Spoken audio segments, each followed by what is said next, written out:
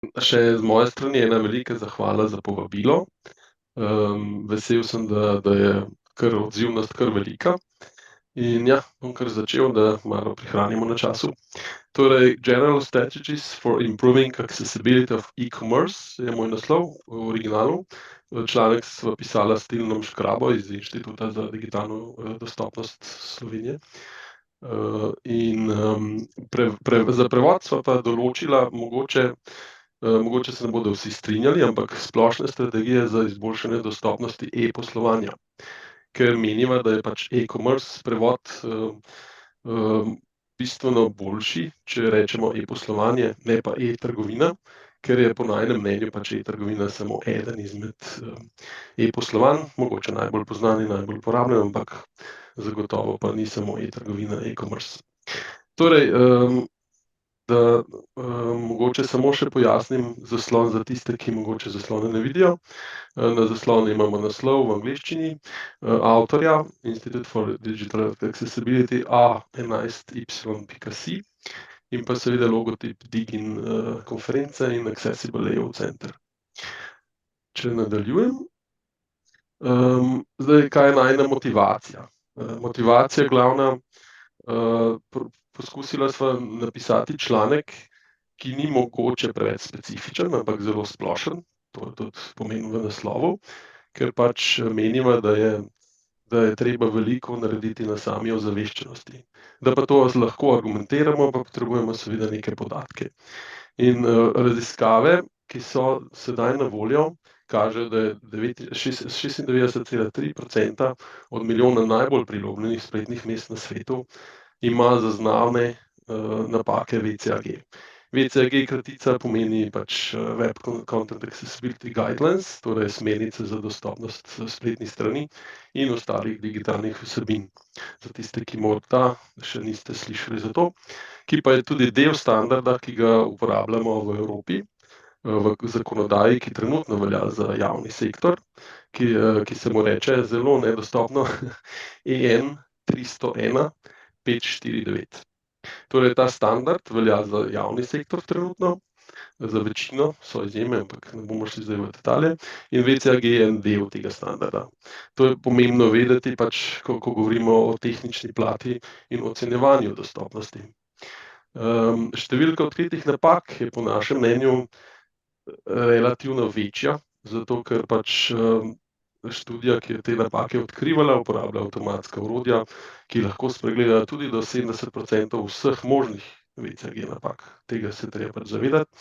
Ampak kakorkoli že, te številke so ena indikacija in zelo pomembna indikacija. Mislim, da lahko tudi ostali specialisti in strokovnjaki potrdijo, da je pač stanje zelo slabo. Očitno je torej, da potrebuje celotna družba večjo ozaveščenost in več znanja.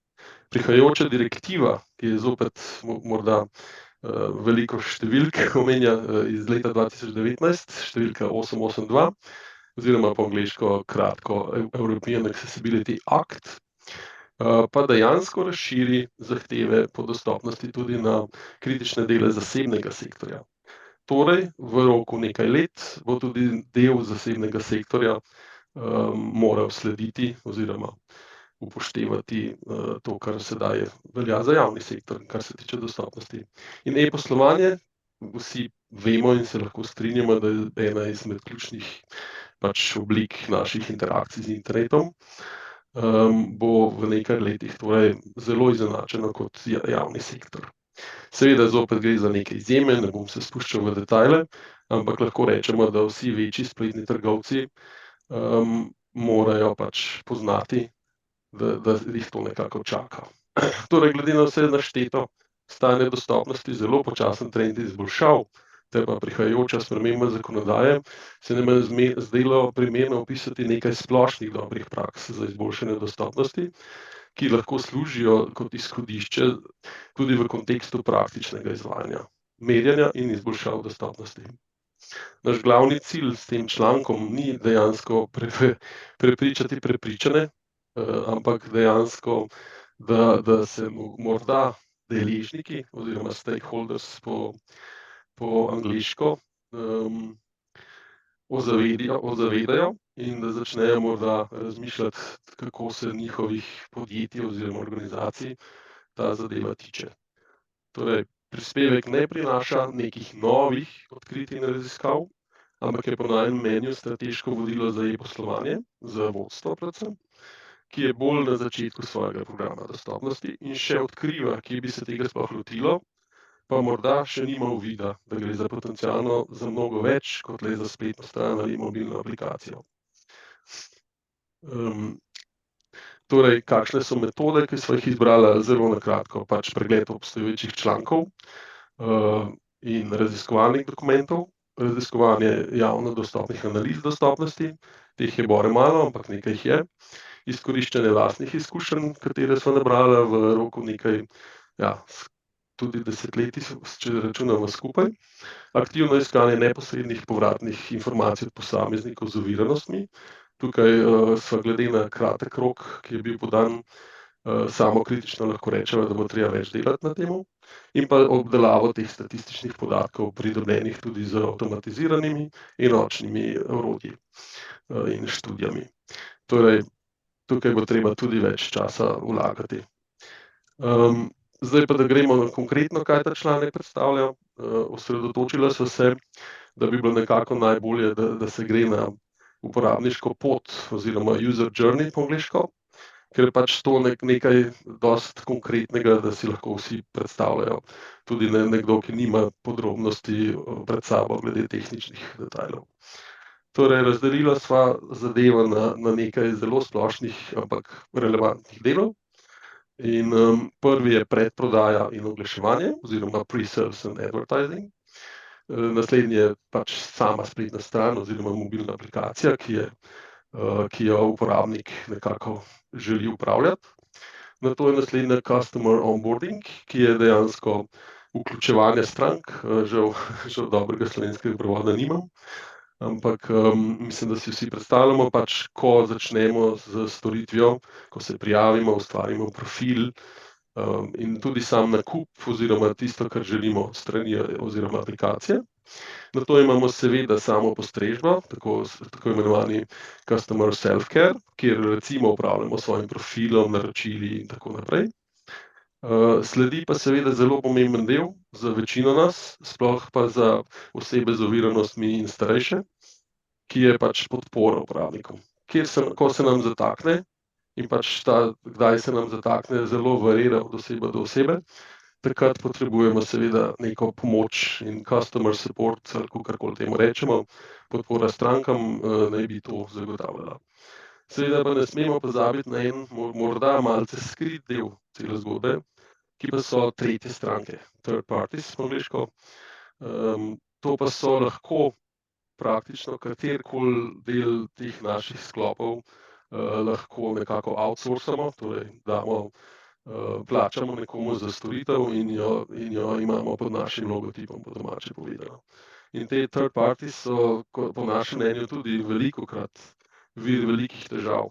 Torej, mi imamo lahko spletno stran ali pa celotno uporabniško izkušnjo zelo dostopno, pa uporabljamo morda en plačilni sistem, ki pa ni dostopen. In s tem dejansko pade celotna dostopnost celotne uporabniške poti. Lahko, seveda. Torej, to je bilo najino izhodišče, kako pač nekako segmentirati. Seveda obstaja veliko drugih in veliko bolj podrobnih zadev, ampak tile stebri, ki sem jih naštel, se nam zdijo nekako najbolj bistveni. In pač dostopnost je pomembna prav vsakemu od teh. Torej, ne gre samo za spletno stran, ampak gre za celotno pot uporabnika ali uporabnice.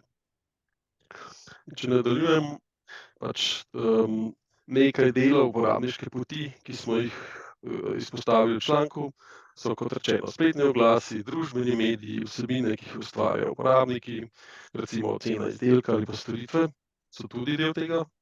Statična in dinamična vsebina v javnih kanalih, recimo opisi izdelkov od drugih platform, specifikacije proizvajalcev, videi o izdelkih v uporabi, navodila za uporabo, reklamacijski obrazci, večstopenjski spletni obrazci, upravljanje dokumentov, pogodbe, računi, e-pošta, ki jo dobimo, kar je tudi del nekako oglaševanja, ampak tudi kasneje.